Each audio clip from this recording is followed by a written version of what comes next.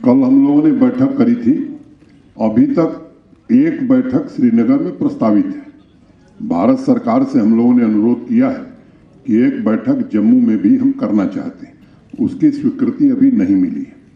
हमारे सारे senior officers कल थे, हम लोगों ने एक व्यापक योजना बनाई है और मैं उम्मीद करता हूं कि देश के दूसरे राज्यों में जिस तरह की तैयारी है उससे कहीं पीछे हम नहीं रहेंगे और हम सब मिल करके कोशिश करेंगे कि सर्वश्रेष्ठ प्रदर्शन जम्मू कश्मीर कैसे दे सकता है, हमारी जो स्ट्रेंथ है उसको हम कैसे शोकेस कर सकते हैं और पूरे जम्मू कश्मीर के निवासियों की भागीदारी हो, ज़्यादा से ज़्यादा जन भागीदारी का कार्यक्रम बने, हमारे विश्वविद्यालय, हमारे विद्यार्थी इसमें कैसे जुड़ सकें और विमेन लेड डेवलपमेंट जो हुआ है उसको भी हम शोकेस करने की कोशिश करेंगे।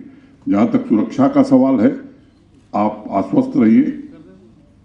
अमरनाथ यात्रा के पहले भी बहुत कुछ हमने सुना था, बहुत भगवान की, शंकर भगवान की कृपा से यात्रा बहुत सफलतापूर्वक हुई और हाईएस्ट श्रद्धालुओं ने दर्शन किया।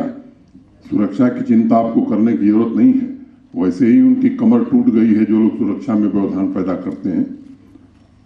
पूरी तरह से सुरक्षित वातावरण में बैठक होगी, पूरा उनका सम्मान होगा। जम्मू कश्मीर की संस्कृति को समझ करके, यहाँ के आतिथ्य को स्वीकार करके एक अच्छा अनुभव लेकर के लोग जाएंगे। एक तो एक बात समझनी चाहिए कि रूल ऑफ लॉ देश में चलता है और जम्मू कश्मीर में भी अब रूल ऑफ लॉ ही चलेगा। दूसरी बात ये समझिए कि ये जो नए कानून बनाए गए हैं, यहाँ के लैंड लॉज बड़े रिग्रेसिव थे, प्रतिगामी थे और अनेक परिवर्तन हम लोगों ने किए हैं। यहाँ कानून ये था कि अगर आर्चर लगाना है किसान को तो भी रेवेन्यू मिनिस्टर से परमिशन चाहिए और काटना है तो भी परमिशन चाहिए। वो कानून हमने बदला, अनेक इस तरह के बदलाव हमने किए हैं। लैंड पासबुक तीनों भाषाओं में लोगों को उपलब्ध कराई जा रही है। अधिक से अधिक टेक्नोलॉजी का उपयोग करके मैं एक बात बार बार कहता हूँ कि अगर महाभारत के समय लैंड रिकॉर्ड दुरुस्त रहे होते तो भगवान कृष्ण ने वो 5 गांवों का मसला सुलझा दिया होता। तो वो काम हम करने जा रहे हैं। दूसरी बात मैं ये कहना चाहता हूँ कि ये मुश्किल से 400-500 लोग प्रभावित होने वाले हैं और मैं आज ये कहना चाहता हूँ कि कोई भी गरीब दुकानदार या गरीब आदमी से प्रभावित नहीं होने वाला है। हाँ, ये सच है कि 100 करोड़ की प्रॉपर्टी अगर 5 रुपए में लेकर के लोग राज कर रहे हैं तो जो सर्वोच्च न्यायालय का आदेश है, जो देश का आज कानून है, सर्वोच्च न्यायालय का सम्मान मैं भी करूंगा। पूरे देश को करना चाहिए और सबको करना चाहिए और वही कानून हमने बनाया है। देश के किसी राज्य में कोई दूसरा कानून नहीं है। कुछ लोग अनावश्यक गुमराह करने की कोशिश कर रहे हैं। एक तो जम्मू कश्मीर में कौन रहेगा, कौन नहीं रहेगा, कौन ऑफिस खुलेगा, कौन ऑफिस नहीं खुलेगा, इसका फैसला जम्मू कश्मीर प्रशासन और भारत सरकार करेगा। किसी दूसरे के इशारे पर यह काम नहीं होने वाला। वो दिन लद गए, ये आपको ध्यान में रखने की जरूरत है। दूसरी बात क्या थी?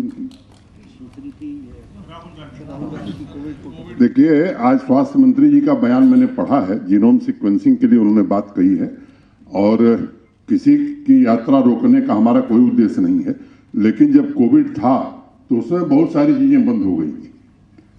क्या स्थिति रहेगी इस पर निर्णय किया जाएगा और यहाँ पूरी तरह से राजनीतिक गतिविधियों के लिए, लोकतांत्रिक गतिविधियों के लिए सबको आजादी। बस एक ही बात पर पाबंदी है कि भारत के विरोध में कोई काम होगा तो उसे जरूर रोका जाएगा। तीसरी बात, आपने कश्मीरी पंडित और जम्मू बेस्ड एम्प्लॉइज की बात उठाई है। हाँ, ये सच है, दुखद घटना मई में हुई थी और उस समय से ये भाई हमारे हड़ताल पर थे। निरंतर मैं उनके संपर्क में था और उनकी जो लंबे समय से चली आ रही समस्याएं थीं, मैंने ईमानदारी से कोशिश की कि उनका समाधान कर दिया जाए। मैं आपको अब गिन करके बताता हूँ। एक, वो चाहते थे कि सुरक्षित स्थानों पर तैनाती हो जाए। डीसी, एसपी और प्रशासन के वरिष्ठ अधिकारियों के साथ बैठ करके लगभग सारे लोगों को डिस्ट्रिक्ट हेडक्वार्टर पर कर दिया गया। कुछ लोग तहसील हेडक्वार्टर पर हैं या रूरल डेवलपमेंट के कुछ हैं जो शहर में नहीं तैनात हो सकते हैं, तो शहर के नजदीक वाले गांव में किया। दूसरी व्यवस्था ये की गई थी कि कहीं भी एक कोई कश्मीरी माइग्रेंट या माइनॉरिटी का एम्प्लॉय किसी स्कूल में, किसी ऑफिस में अकेले नहीं होगा। हर जगह 2-3 मिनिमम लोग तैनात कर किए गए। तीसरी बात, उनकी सुरक्षा की दृष्टि से भी हर जिले में एक हमने ऑफिसर अपॉइंट किया है। हमारे कार्यालय में भी एक ऑफिसर है जो उनकी ग्रीवांस को सुनता है, उसका कैसे समाधान किया जा सकता है इसकी कोशिश करता है। लंबे समय से उनका प्रमोशन नहीं हुआ था, वो हमने सारे लोगों के प्रमोशन कर दिए। जो नॉन गजटेड से गजटेड में जाने वाले लोग थे वो भी लिस्ट पब्लिक सर्विस कमीशन को भेज दी गई। 2015 में ये लोग अपॉइंट हुए थे। पब्लिक सर्विस कमीशन के चेयरमैन साहब से मैंने निजी तौर पर बातचीत की थी। उन्होंने कहा साहब 2014 के जो कर्मचारी थे बाकी कैटेगरी के, जनरल कैटेगरी के, उनका प्रमोशन अभी हमने खत्म किया है, इन लोगों का भी प्रमोशन कर दिया जाएगा। एक उनकी दिक्कत है जो स्वाभाविक रूप से मैं मानता हूं कि वो वाजिब दिक्कत है, उनके आवास की। मुझे याद है जब तो जमीन ही नहीं मिलती थी, जमीन दे दी गई, अधिकांश काम के टेंडर हो गए हैं, 1-2 बचे वो भी जल्दी से हो जाएंगे। अभी कुछ दिन पहले हम खुद गए थे, चीफ सेक्रेटरी गए थे, कई हमारे सीनियर अफसर गए थे, और अप्रैल महीने तक 1200 घर और दे दिए जाएंगे। अगले साल भी लगभग 1700-1800 घर हम दे रहे हैं। तो वो सुरक्षित रहें, ये हमारी प्राथमिकता है। और तनख्वाह उनकी, उन लोगों ने मुझसे, मैं सार्वजनिक रूप से आज कहना चाहता हूं ताकि उनको भी ये मालूम हो जाए, उन्होंने मिल करके व्यक्तिगत रूप से मुझसे इन लोगों ने कहा था कि हमें थोड़ा ब्रीदिंग पीरियड दे दीजिए।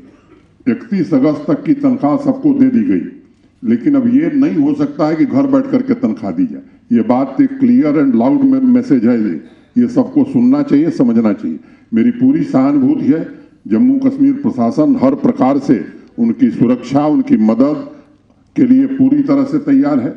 और जो दूसरे माइनॉरिटी एम्प्लॉइज हैं जो जम्मू से वहां जाकर के बैठे हैं, वो एक बात उनको भी ध्यान में रखनी चाहिए कि वो कश्मीर डिवीजन के कर्मचारी, इसलिए कश्मीर डिवीजन के डिस्ट्रिक्ट काडर का ऑफिसर अगर पुंछ में है तो वो जम्मू नहीं आ सकता। अगर कश्मीर डिवीजन का एम्प्लॉय है तो वो जम्मू नहीं आ सकता। इस बात को सबको समझना चाहिए। फिर भी मैंने ये कहा कि हमारे पास कोई ऐसी पॉलिसी नहीं है। एक कमेटी चीफ सेक्रेटरी साहब ने बनाई है। संयोग से जो पहले उस कमेटी को हेड कर रहे थे उनका स्थानांतरण हो गया, वो कमेटी विचार कर रही है। मैंने उनको भरोसा दिया है कि अगर कोई गुंजाइश होगी तो एक नीति भी हम बनाने की कोशिश करेंगे। हाँ, मैंने भी कल अखबार में पढ़ा, मैं यही कहना चाहूँगा कि वो एक टाइपिंग एरर है, उसका सुधार हो जाएगा और संसद में भी उसका सही जवाब दे दिया जाएगा।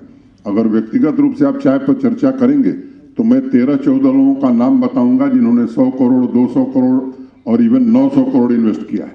इसलिए उसकी चिंता आप मत करिए, वो हमारी सर्वोच्च प्राथमिकता है। माननीय प्रधानमंत्री जब आए थे 38,080 करोड़ के ग्राउंड ब्रेकिंग सेरेमनी उन्होंने की थी। उनमें से जमीन लोगों को दे दी गई है। कुछ जगह हमारी दिक्कत है जहां इंफ्रास्ट्रक्चर हम नहीं बना सके हैं। प्राथमिकता के आधार पर वहां सड़क, बिजली, पानी बनाने की व्यवस्था हम कर रहे हैं। आप आश्वस्त रहिए। मैं आपको फिर दोहरा रहा हूं और बड़ी जिम्मेदारी से दोहरा रहा हूं, ये आंकड़ा 70,000 करोड़ के ऊपर जाने वाला है। आपको चिंता करने की जरूरत नहीं है। मैं आपको विशेष रूप से आमंत्रित करके जब बड़ी वाली फैक्ट्री लगेगी तो वहीं आपसे फोटो खिंचवाऊंगा, आपको विशेष मिठाई खिलाऊंगा। ये सब बातें पत्रकार वार्ता की नहीं है। ये एसीएस होम, हमारे पुलिस के अफसर, हमारे इंटेलिजेंस के लोग इसका रिकॉर्ड रखते हैं कि कौन इकोसिस्टम का हिस्सा है, कौन नहीं है। हाँ, इतना मैं जरूर कह सकता हूँ नीतिगत तौर पर कि हिस्सा जो भी होगा उसके खिलाफ कार्रवाई होगी, चाहे वो किसी फील्ड में हो। Thank you.